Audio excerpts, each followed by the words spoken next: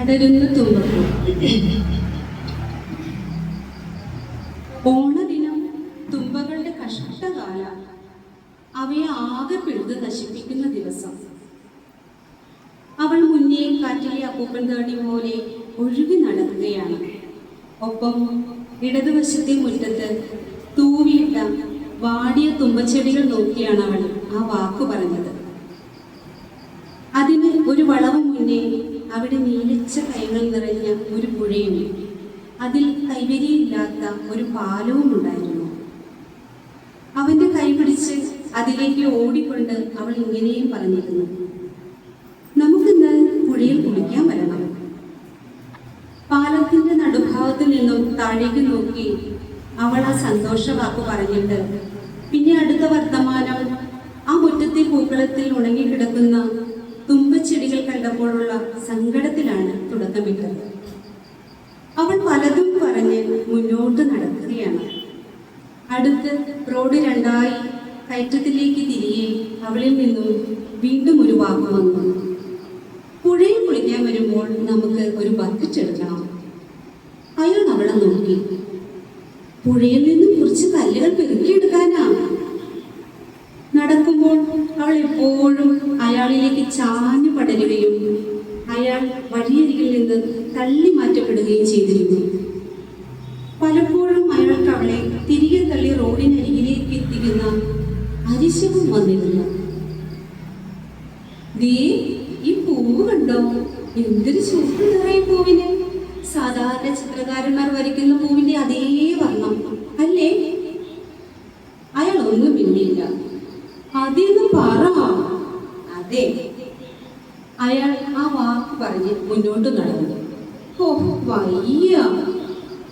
അവൾ ഒരു കൈ അവന്റെ തോളത്ത് വെച്ച് കയറ്റത്തിലേക്ക് ബലം കൊടുത്ത് നടന്ന് കയറി. റോഡ് കയറ്റം കടന്ന് താഴ്ന്നു വന്നിടത്ത് കല്ല് കെട്ടി ഉയർത്തിയ മുറ്റത്ത് നിക്കർ മാത്രം ഇട്ട ഒരു കുട്ടി തൂമ്പ് കൊണ്ട് പൂക്കളം കൊത്തിയിളക്കുന്നു. ഇവനെന്താ ഈ കാണിക്കുന്നേ? ഓട് കഴിഞ്ഞു കരുതി അതിരാവിലെ പൂത്തറ കൊത്തിയിളക്കുക നീ? അവളുടെ ചോദ്യത്തിന് അവൻ ഒരു മറുപടിയും പറഞ്ഞില്ല. എന്നാലും അവൻ ഏതോ വലിയ ഉത്തരം പറഞ്ഞതുപോലെ ചിരിച്ച് അവനെ കിടന്ന് അവൾ വലതുവശത്തേക്ക് ചരിഞ്ഞിറങ്ങുന്ന ഒരു ഭാഗത്തേക്ക് ഓടി മാറി. അവിടം താഴ്വാരമായിരുന്നു. മഞ്ഞ് പൂർണ്ണമായും മാറാതെ അതിൽ വിശാലമായ ഒരു പാടശേഖരം മങ്ങി കാണാമായിരുന്നു. അയാൾ വളവ് തിരിഞ്ഞ് ചെല്ലുമ്പോൾ അവൾ ആ പാടത്ത് നിൽക്കുന്ന ഒരു മനുഷ്യനോട് വർത്തമാനം പറയുകയായിരുന്നു. ഏതോ വാക്ക് പറഞ്ഞ് ആ കൃഷിക്കാരൻ തൻ്റെ തോളത്ത് കിടന്ന പമ്പ് ചാമ്പി ഒരു ലായിനി കപ്പക്കൂനിക്ക് മുകളിൽ അടിച്ചുകൊണ്ടിരുന്നു. പാടത്തിന്റെ ഒരു മൂലയിൽ കൂട്ടിയിട്ട് തീ കൊളുത്തിയ ടയറുകൾ അപ്പോഴും കത്തിക്കൊണ്ടിരുന്നു. ഇപ്പോ എല്ലാവർക്കും വിഷം മതി. അവൾ അതും പറഞ്ഞ് പാടത്തേക്ക് ഓടി മറന്നു. അയാൾ അതേ താളത്തിൽ മുന്നോട്ട് നടന്ന് ഒരു കരിമ്പന ചുവട്ടിൽ കാത്തു നിന്നു. കോഴിവെള്ളം അത്രയും. അതും പറഞ്ഞാണ് അവൾ മൂക്കും പൊത്തി പെട്ടെന്ന് മുന്നിൽ വന്നത്.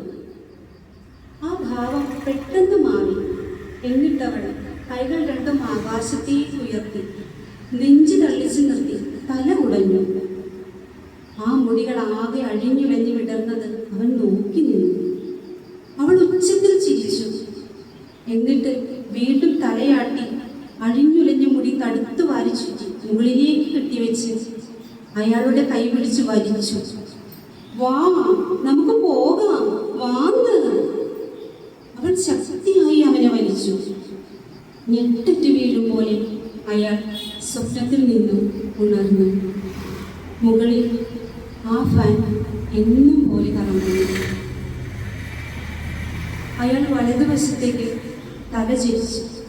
അലമാരിക്ക് മുകളിൽ ഭിത്തിയിലെ ഫോട്ടോയിലേക്ക് പതിയെ നോട്ടമെത്തി നിന്നു.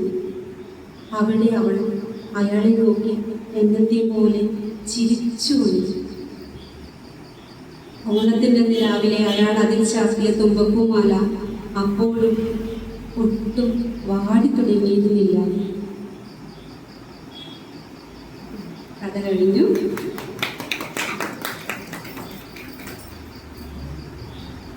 ഇഷ്ടായോ? പറഞ്ഞോ